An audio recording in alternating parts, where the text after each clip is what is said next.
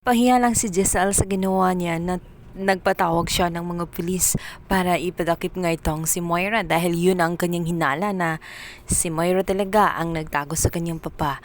Subalit si Moira ay magpaasip lang na biktima at walang kinalaman. Hindi siya aamin na siya ang may kinalaman kung bakit nga nawawala itong si Lolo Pepe. Tutudo ang acting nga nitong si Moira at nang hindi siya mahalata.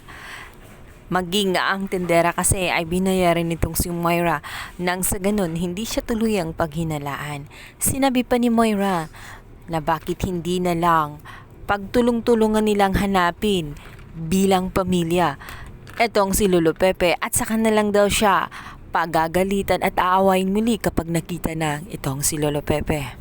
Talaga naman akala mo talaga walang alam. Nanggagalaiti itong si Giselle at sinabihan niya itong si RJ kung maniniwala pa daw siya sa babaeng yun ay ilang beses na nga niyang niloloko itong si RJ at ilang beses na nga na lagi na lamang nakakaisa itong si Moira.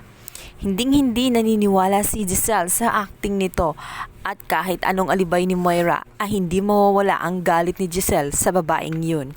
Sinabihan ni Giselle itong si Moira na napakalakas umano ng loob nito upang ipagsiksikan pa ang kanyang sarili sa pamilya ng mga tanyag sa kabila ng kanyang mga pinagagawa dito.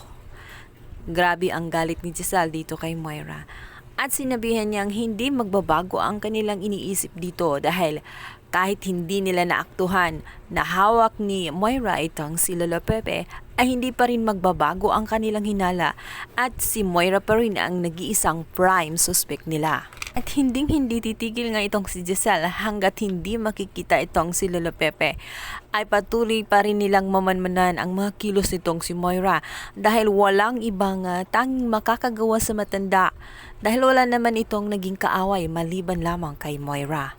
Samantalang itong si Annalyn ay na-confirm nga kay Nurse Karen at kay Nurse Evan na ito nga si Joey ay nagsisinungaling at hindi nagsasabi ng totoo.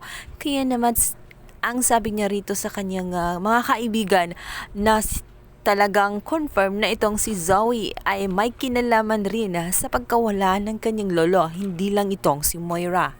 Ang pinakamaling ginawa nitong si Annalyn ay lagi niyang tinatawagan at nire-report ang mga nangyayari sa kanyang ina at wala siyang kumalay-malay na mapapahamak lang lalo itong si Lolo Pepe at maaabsuelto pa nga itong si Zoe dahil nga tutulungan siya ng kanyang amang si Don Carlos na ngayon ay kumikilos na nga para tuluyang maabsuelto itong si Zoe. Kung tutuusin nga, wala rin namang saysay kung sasabihin niya kay Lynette ang mga nangyayari kay Lolo Pepe niya sapagkat wala rin itong naitutulong sa kaniyang mga problema ni kahit isang beses ay hindi pa siya nagawang tulungan itong si Lynette kundi nakakadagdag pa sa kaniyang mga problema.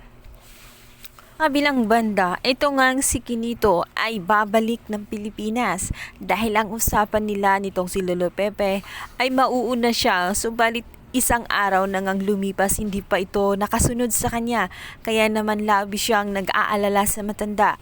At dito na nga rin malalaman nitong magkapatid na si Giselle at itong si RJ na isa si Moira sa totoong suspect nito dahil sa pinagawa niyang DNA test dito nga sa magkapatid na Zoe at itong si Annalyn. Ay kinalaman nga ang pinagawang DNA test kung bakit nawawala ang matanda dahil nga itong si Moira ay hindi matanggap na nalaman ni Lolo Pepe ang katotohanan at ayaw niyang ipaalam dito nga kina RJ.